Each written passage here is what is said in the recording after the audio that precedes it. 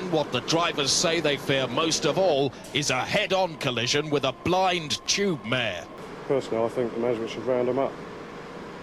Get rid of him. Okay, what's up, YouTube?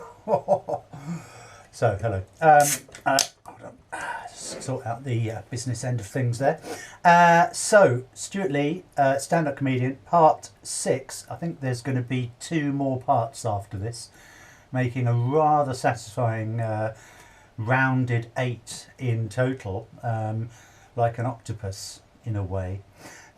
So let's just dive right in, shall we? But you do meet people who have very fixed notions about other groups of people. I'll give you an example of what I mean. I got in a cab in London in December, and about 5 minutes into the journey, apropos of nothing, early on a Sunday morning, the cab driver turned round to me and he said, "I think all homosexuals should be killed." Now, whatever you think of that, Glasgow, as a statement, you have to admit it's a bold opening conversational round. You know, with a stranger. And I was a bit taken aback. I went to him, "Oh, why do you think that?" And then there was a pause, because he'd obviously never had to go to the next level of the argument before. Fraternising mainly with cab drivers, so... well, that was just accepted as a point. So, and he said, well, after a moment, he said, well, because homosexuality is immoral. And I said, this is honestly true, I said, I'm not sure how much weight you can afford to place on the notion of morality in this argument, because morality is not a fixed thing, it changes its parameters culturally, historically, over time. I said, for example, look at ancient Greece. To this day, we still take most of our most fundamental principles about ethics, aesthetics, philosophy, medicine, science, whatever, from ancient Greece. And yet, I said, in ancient Greece, love between 2 men, far from being immoral, was actually considered the highest, most ethical, most profound, if you will, most moral form of love that there could be. So all I'm saying, I said to him, is I'm not sure how useful morality is, given its flexible nature, as a cornerstone of your argument on this subject. And then he said to me, this is honestly true, he said, well, you can prove anything with facts, can't you?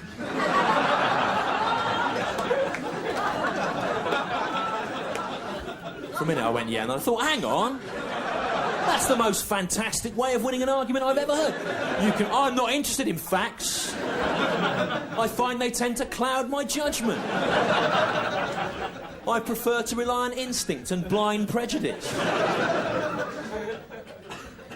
And I came of age, for want of a better phrase, in the 1980s, when we had political correctness, and people look back at that and they go, political correctness was shit, wasn't it, being fair to people? And I think maybe it was good, because people wouldn't have said that, and you wouldn't have had what happened in May last year, right, if you remember. Ron Atkinson, the football manager, he got in trouble for calling a black footballer a lazy, thick nigger, right? And loads of people complained about it, understandably. And then on May the 17th, Jimmy Hill, the BBC-employed football commentator, came out in Ron Atkinson's defence, and he said that in his opinion it was a load of fuss about nothing. He said, what you have to understand, Jimmy Hill said in the paper, 17th of May, is that in the culture of football, calling a black man a nigger is just a bit of harmless fun. And I thought, call me old-fashioned. I know the culture of football has a very broad definition of harmless fun. Broad enough to include carrying out a racial assault and still getting in the England team, gang raping a teenage girl in a London hotel room, and yet perversely allowing Jimmy Hill to carry on living. But surely that can't be the case. But Jimmy Hill went on to qualify his statement. He said that in his opinion, calling a black man a nigger was no more offensive than calling him, Jimmy Hill, chinny, because he had a big chin. And again, I read that and I thought, call me a square from the past. But surely the word nigger is more offensive than the word chinny. because the word nigger comes with a whole weight of cultural and historical significance that it's not really there for the word chinny. You know, there are not people in this country standing for election now on the grounds that people with big chins should be sent back to wherever they came from. Chinland, probably, I don't know, I haven't done any research into it, obviously. And there were not vast swathes of humanity historically enslaved on the grounds that they had big chins. If there had been, all popular culture as we know it would be entirely different. There would not be a blues root underpinning all the late 20th century popular music that you love if the Mississippi Delta had been populated exclusively by disenfranchised ex-slaves with big chins.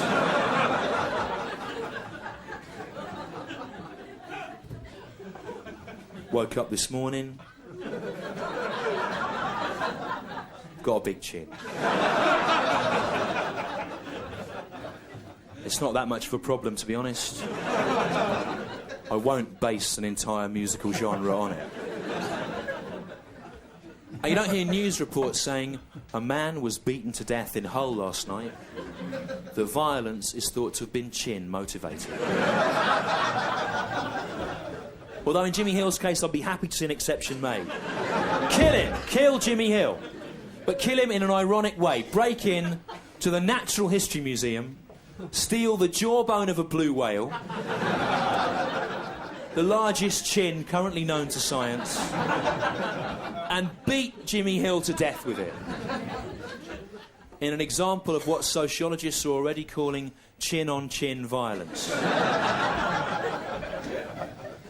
But we shouldn't be surprised, Glasgow, to find out that Jimmy Hill is evil and mad, right? Because all people that are involved in the business of football or play football or go and support it or watch it on television or even know anything about it are filthy reactionary scum, right?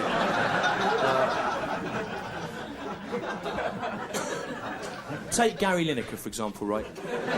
Gary Lineker is a twisted, evil man. You're going, no, he isn't, Stu. He's nice. He's like a velvet owl. He isn't, right?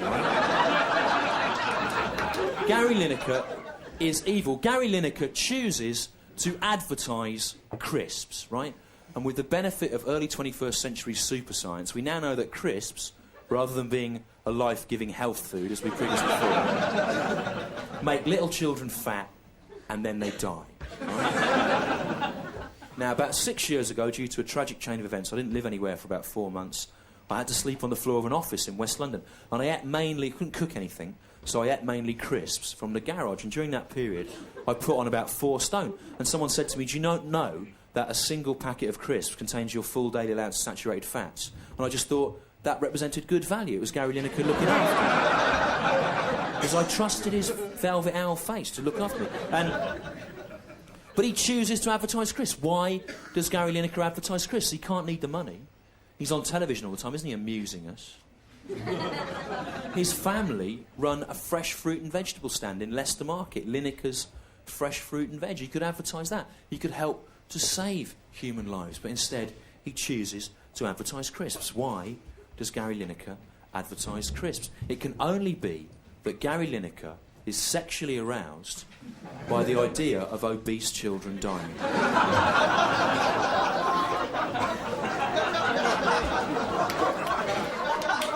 Now, there's one person clapping over there. Of course, remember, for a comedian, the only thing worse than no one clapping is the sound of one person clapping, because it suggests you're out on a kind of a limb. Lovely. So, what have I got to say? Well, he stays beautifully on message there. And just watching this now, you just see how many ways he is making the same point over and over again. It actually reminds me of David Lynch a bit, if anyone's seen Mulholland Drive, which is the best film ever made. I'm not just saying that's my point of view, it just is, okay? Mulholland Drive is a little bit similar. David Lynch does a thing where he sort of echoes the same idea over and over again in scene after scene after scene. All the scenes are different, but they're all sort of similar. They all have a similar sort of through line, which is very clever and very effective. So he talks about a number of different things in this section, but all of them are sort of about looking at groups of people and generalising about them. The other thing I want to say is that he's not afraid to be serious, although he's not really being serious, obviously, like the thing about the Greek, Greek history and morality and how the boundaries change, which obviously he didn't say to the cab driver. So he'll build up something, and he's not afraid to get no laughs for quite a long period of time, because it's worth it, because the payoff's there, and also the audience generally, after a certain amount of time watching him, obviously know that he's about to drop the punchline after the sort of rather serious sort of preamble.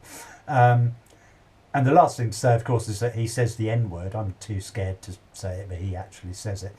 He also mentions political correctness, which I like. And I have to confess, though, I used to agree with him more than I do now. I'm not sure how good a thing political correctness is. I do think it's right to be fair to people. The cab driver would have said what he said if political correctness had existed or not. Let's face it. It doesn't stop silly, bigoted dickheads from having the thoughts that they have. It just means they're slightly less likely to say it, maybe, in front of the wrong person. Got a bit deep there at the end. But anyway, next one is part 7. Woo! See you there. Don't nobody go nowhere! And in a statement issued just 10 minutes ago, the Home Secretary announced that he personally will be going into the tunnels this weekend, armed with a special gun.